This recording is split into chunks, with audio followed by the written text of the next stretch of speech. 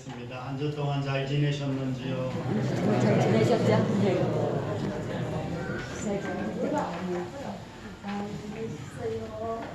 우리 한 주 동안 잘 지내셨어요? 아멘.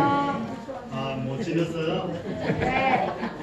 우리 옆에 앞뒷분 한 번만 더 인사하겠습니다. 예수님 살아나셨습니다. 예수님 살아나셨습니다. 우리 한 번만 더 인사합시다. 당신도 영원히 삽니다. 당신도 영원히 삽니다. 김재백 집사님 그 옆에 좀 인사 좀 하세요. 뒤에 보십시오. 혹시 그 영화 암살이라는 영화를 보셨어요? 네. 영화를 통한 보시는군요. 이제 거기 보면 배우 이정재 씨와 전지현 씨가 주인공입니다. 이분들은 아시죠? 네. 네. 그 사람들은 이제 함께 독립운동을 하다가 이정재 씨가 일본에게 독립운동하는 사람들을 팔아 넘깁니다. 그래서 독립운동을 하던 많은 사람들이 죽어요. 그 후에 이제 일본이 망하고 우리나라가 독립을 했습니다. 그리고 이정재 씨는 자신의 배신을 감추고 독립된 우리나라에서 경찰로 아주 잘 삽니다. 그러던 어느 날 이 오랜 시간이 지나서 이 전지현 씨가 살아남았고 다른 독립투사 한 분이 살아남아서 이 이정재 씨가 배신을 했을 경우에 이 사람을 암살하라는 그런 지령을 받았어요. 그런데 나중에 그 지령을 받고 갔는데 이정재 씨가 이 독립운동하는 사람들을 먼저 죽여버렸어요. 그래서 이 사람들이 다 죽었는 줄 알았는데 이 전지현 씨와 그 독립운동하던 사람이 나중에 살아남아서 마지막에 이정재 씨를 이제 죽이려고 하는 그런 찰나에 이제 물어보는 거예요. 왜 배신을 했냐고. 왜 독립운동하는 사람들을 다 배신했냐. 이렇게 물었는데 이정재 씨가 이런 대답을 했어요. 우리나라가 독립할 줄 몰랐으니까. 일본이 영원할 줄 알았고 우리나라는 독립할 줄 몰랐다는 것. 다른 말로 하면 이 정말 배신하지 않았을 거라는 거예요. 알았다면 배신하지 않았을 거라는 거예요. 여기서 우리에게 교훈하는 정말 메시지가 있습니다. 내일을 알면 나의 선택과 행동이 달라진다는 거예요. 즉 내일을 알면 오늘이 달라진다는 것을 말씀하고 있습니다. 여러분 내일 20억짜리 로또 당첨 번호를 알고 있으면 오늘 로또를 살까요? 사요. 뭐 학생들도 벌써 살려고 그래요. 로또 번호를 내가 다 알아. 그러면 오늘 당장 살까요? 사죠. 목사님은 살까요? 안 살까요? 뭘 그렇게 다 같이 한꺼번에 내다보고 고민도 좀 안 하고. 저도 삽니다. 사요. 그러므로 내일 일을 알면 나의 삶이 달라진다는 것을 생각하며 오늘 말씀에서 내일을 보는 저와 여러분이 되시기를 바랍니다. 아멘.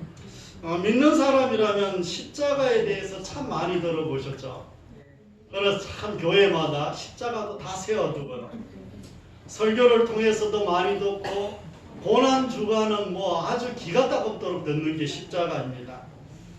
그래서 늘 십자가 중심으로 묵상을 많이 해요. 이와 반대로 부활절은 부활절 단 하루만 이렇게 막 설교를 하고 거치는 경우가 상당히 많아요.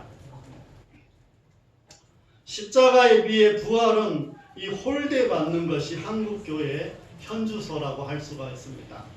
그러나 초대교회는 예수님의 죽으심과 함께 꼭 부활을 증거했어요.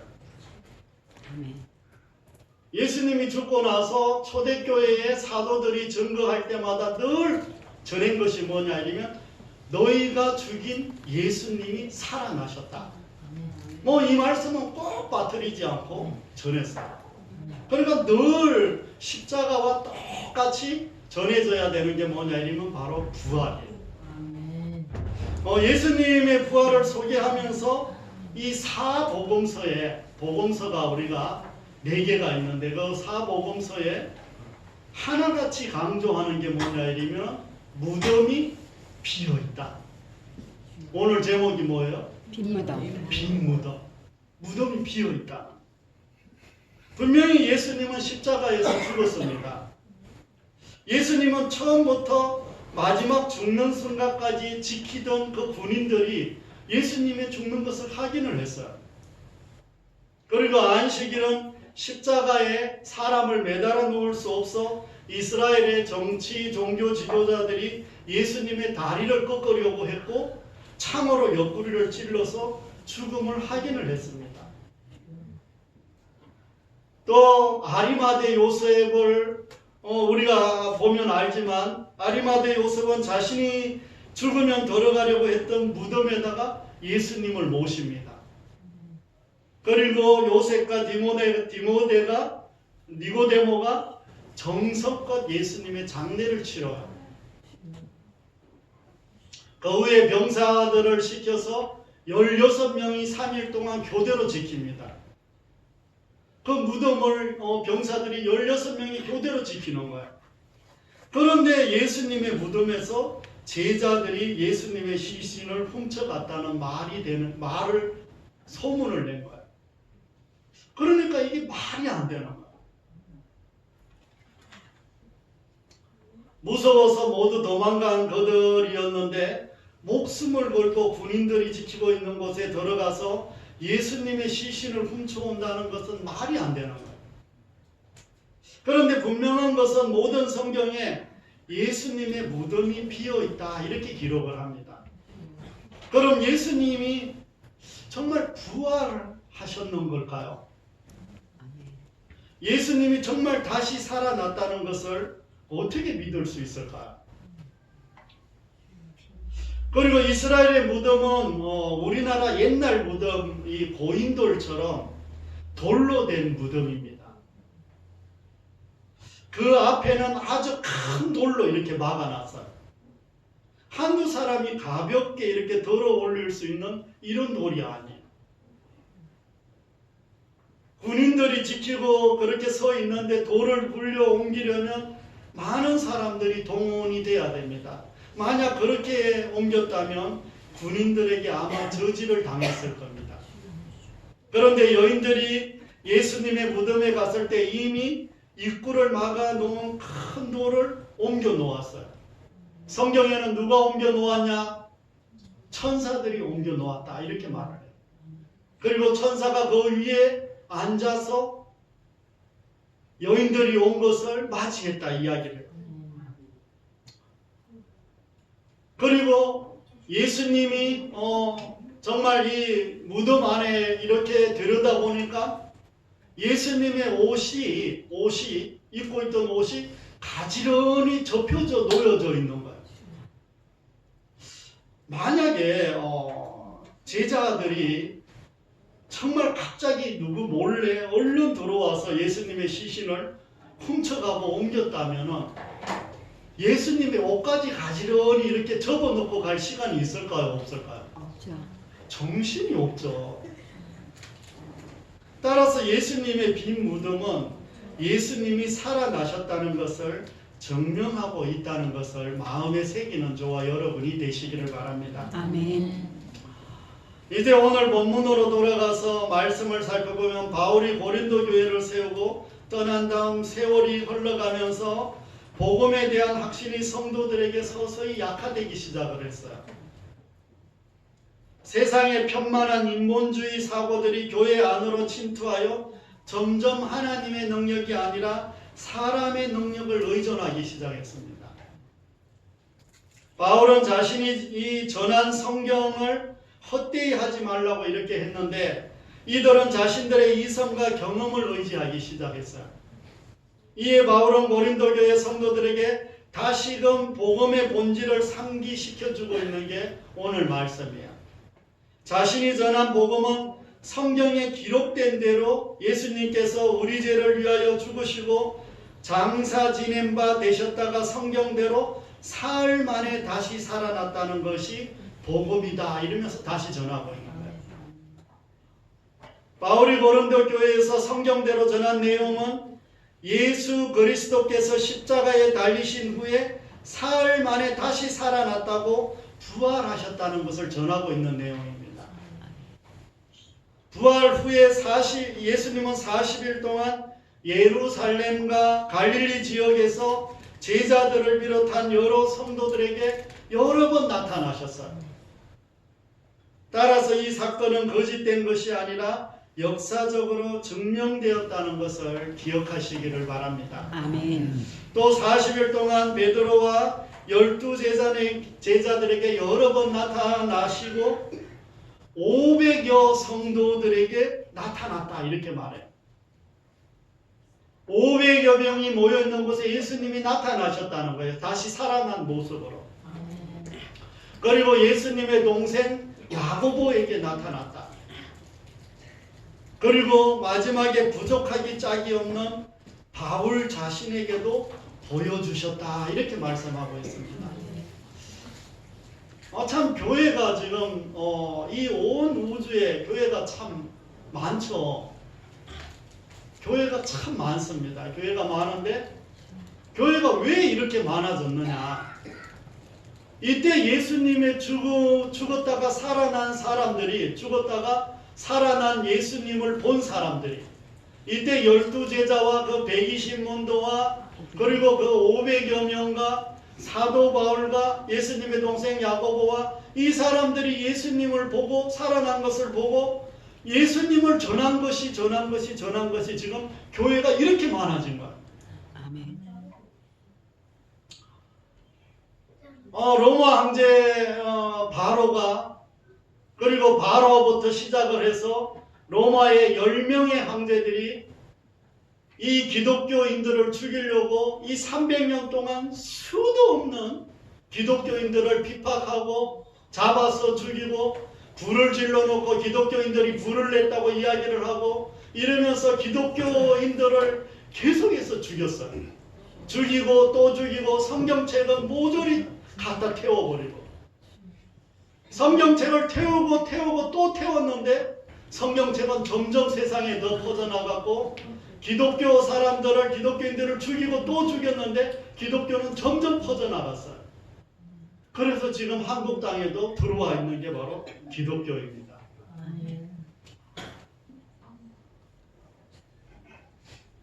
정말 바울이 정말 자신은 예수님을 죽이는데 예수님을 믿는 사람을 죽이는데 앞장섰던 사람이에요. 그런데 어느 날 다메섹이라는 곳에 가는데 예수님이 나타나셔서 그렇게 말을 하는 거예요. 사울아 사울아 네가 왜 자꾸 나를 핍박하느냐. 하늘에서 강한 빛이 나고 큰 음성이 들리는 소리를 듣고 사울이 그곳에서 꼬꾸러집니다. 그리고 거기서 예수님을 만나고 그의 이름이 바울로 바뀌면서 지금 전 세계 모든 곳에 바울이 복음을 전한 곳이 그렇게 하나님의 나라가 확장된 것들을 알 수 있습니다. 예수님을 이 다메섹에서 만난 예수님은 환상이 아니라 진짜 부활하신 예수님을 증거하고 있다는 것을 믿음으로 받아들이는 저와 여러분이 되시기를 바랍니다. 아멘. 이제 바울은 자신이 거룩하신 하나님으로부터 이루 형용할 수 없는 큰 은혜를 받았다 이런 고백을 합니다. 정말 만삭되기도 전에 출생한 정말 부족한 인간이 자기다 이렇게 말을 합니다. 사도들 가운데에서 자기는 가장 작은 자다. 이는 자신이 부활하신 예수님을 만나기 전에 예수 믿는 모든 사람들을 오지게 비판했기 때문입니다. 하나님이 하신 일을 강력하게 저항하는 악한 일에 앞장섰던 자신의 부끄러운 과거를 정말 고백하고 있습니다. 그래서 바울은 자신은 죄인 중에 괴수다. 얼마나 하나님 앞에 죄를 많이 졌는지 정말 죄인 중에도 제일 대장이다. 이렇게 고백을 합니다. 바울은 지금의 자신이 하나님의 은혜로 된 것임을 고백하며 그 은혜가 헛되지 않기 위하여 자신은 부활하신 예수님을 전하는데 더 많이 수고한다. 이런 고백을 합니다. 더 나아가서 제자들이 변한 삶이 예수님의 부활을 증명하고 있습니다. 예수님께서 잡히시던 밤에 제자들은 한 사람도 남김없이 다 도망갔습니다. 그런데 예수님의 부활을 목격한 그들은 이제 죽음을 두려워하지 않습니다. 제자들은 모두 예수님을 부인하면 살려준다고 로마에서 그렇게 말을 하고 설득을 했습니다. 그러는데 그들은 죽음을 선택했지 예수님을 모른다고 하지 않았습니다. 우리 세례 사도 요한의 그 제자 폴리갑 이야기를 들어본 적이 있을 거예요. 폴리갑은 이제 마지막 죽는 순간에 정말 그 로마 군인들과 로마 황제 앞에서 이렇게 이야기를 합니다. 예수님을 모른다고 한 번만 이야기를 해라. 네가 전하는 그 예수님을 부인하라. 그러면 살려주겠다. 이렇게 이야기를 했는데 이 폴리갑은 그 사람들 앞에서 이야기를 합니다. 80년 동안 예수님은 나를 한 번도 모른다고 안 했는데 내가 어떻게 예수님을 모른다 하겠냐. 이러면서 끝까지 그 사람들의 요구하는 것을 듣지 않고 불에 타서 죽게 됩니다. 그런 고백을 하면서 제자들도 그렇게 모두 죽어가요. 제자들 12제자뿐만 아니라 마가, 바나바, 누가 거기에 기록되어 있는 모든 사람들이 전부 다 순교당합니다. 마지막 순교당하면서까지 그들은 예수님을 부인하지 않아요. 마지막 끝까지 부활하신 예수님을 증거하고 죽습니다. 왜 이렇게까지 제자들이 변할 수 있었을까요? 자기도 죽으면 부활한다는 것을 봤기 때문에. 예수님이 죽었다가 살아나는 것을 봤기 때문에. 야, 이거 죽어도 내가 사는구나. 이걸 봤기 때문에 그렇게 할 수 있었던 거예요. 그러므로 이들은 예수님의 빈 무덤을 알고 있었으며 예수님이 부활했다는 것도 믿었다는 것을 기억하는 저와 여러분이 다 되시기를 바랍니다. 아멘. 사랑하는 성도 여러분, 여러분들은 예수님의 무덤이 비어 있다는 것을 믿습니까? 예수님이 부활하셨다는 것도 믿습니까? 믿음이 참 좋으시네요. 그런데 우리의 삶에도 예수님이 부활하신 것처럼 나도 부활한다는 신앙으로 살아갑니까? 목소리가 조금 작아졌어요. 삶으로 들어가면 목소리가 조금 작아져요. 우리는 생각을 좀 해볼 필요가 있죠.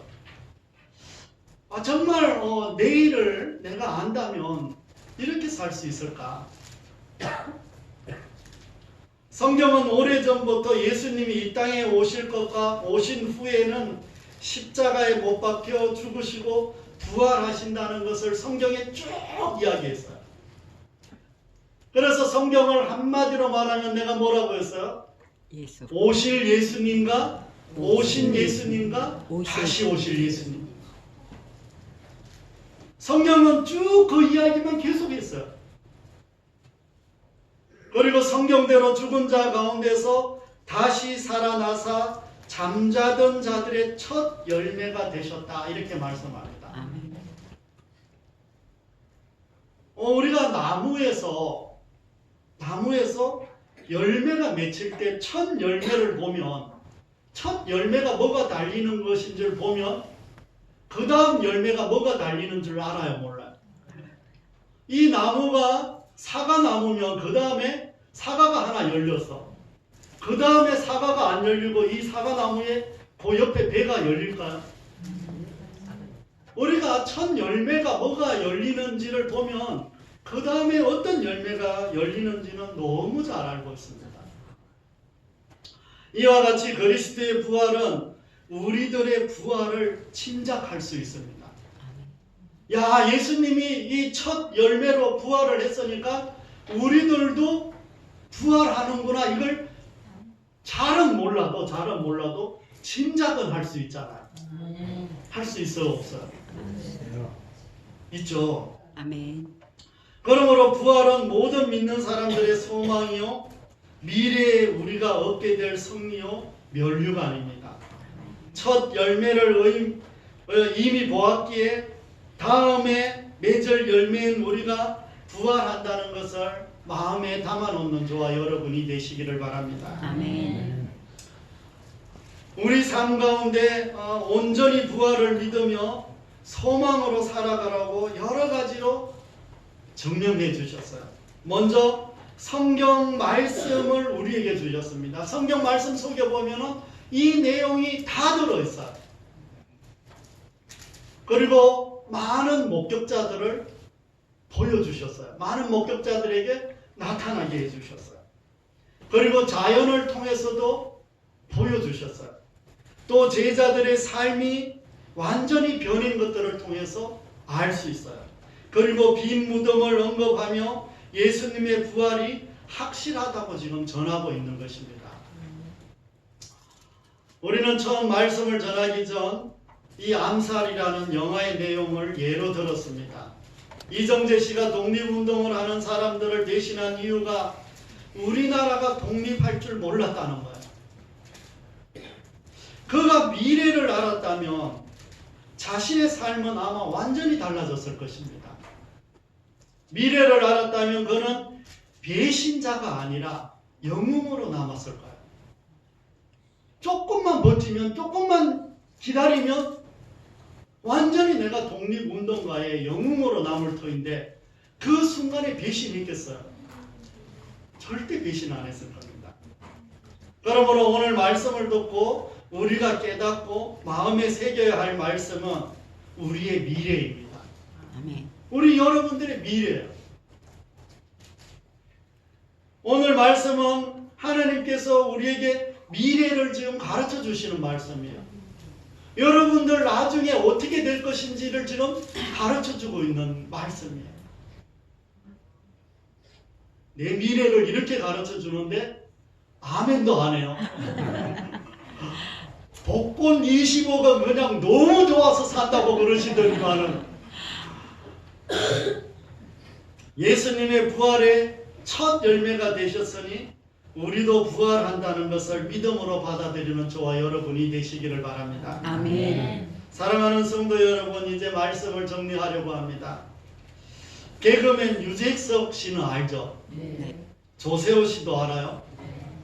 네. 그들이 진행하는 프로 요즘 뭐가 있죠?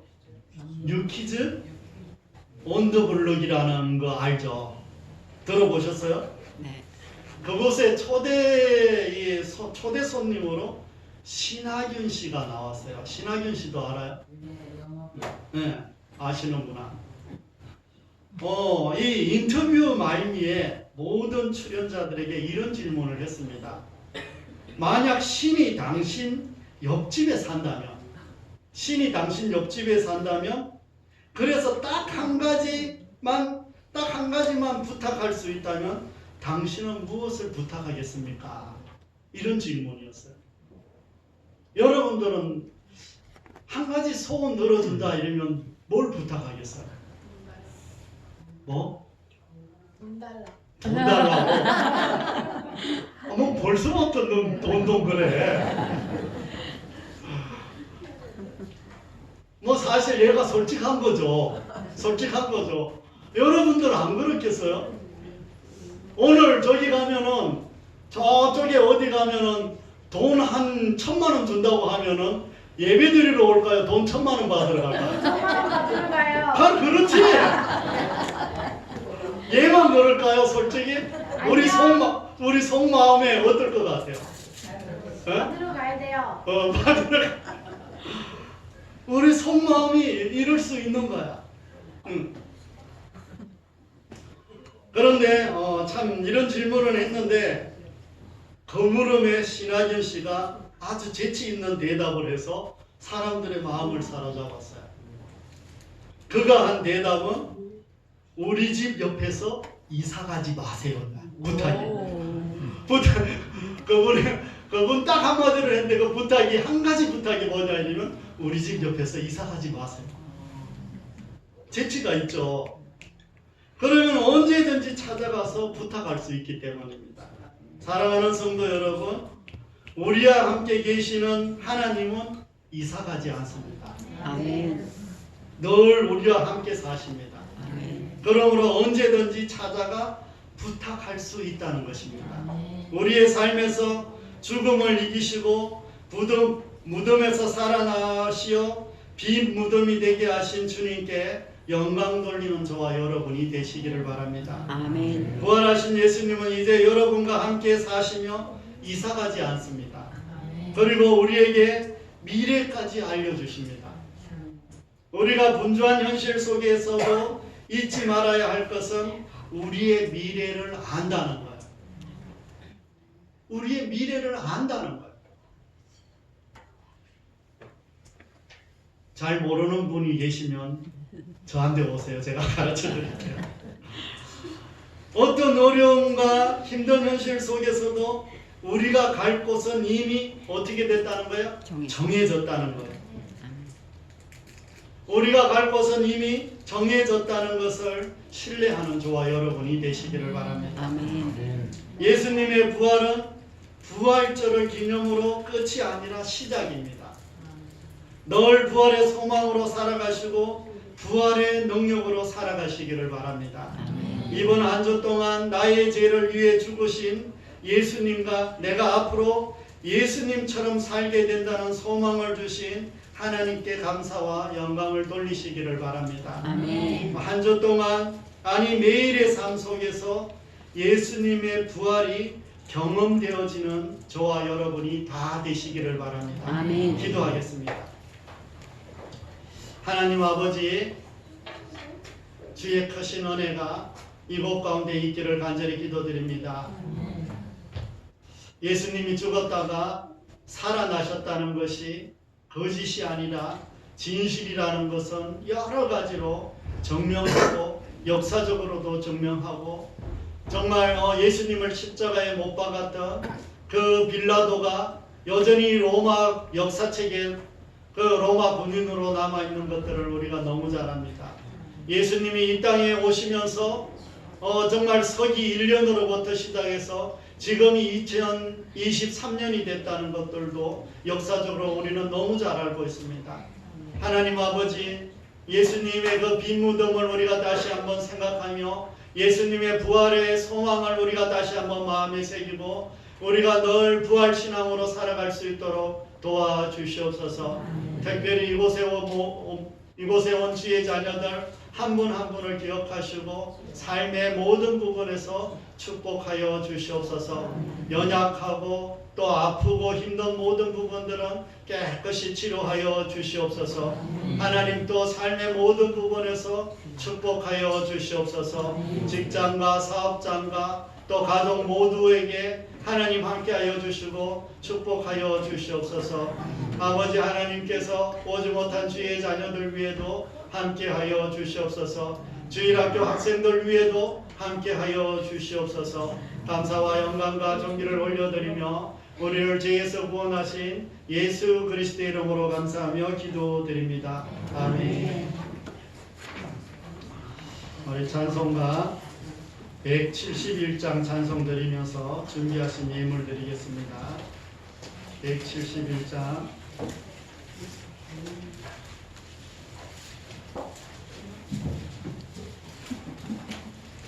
찬송가 171장 드리면서 준비하신 예물을 드리겠습니다.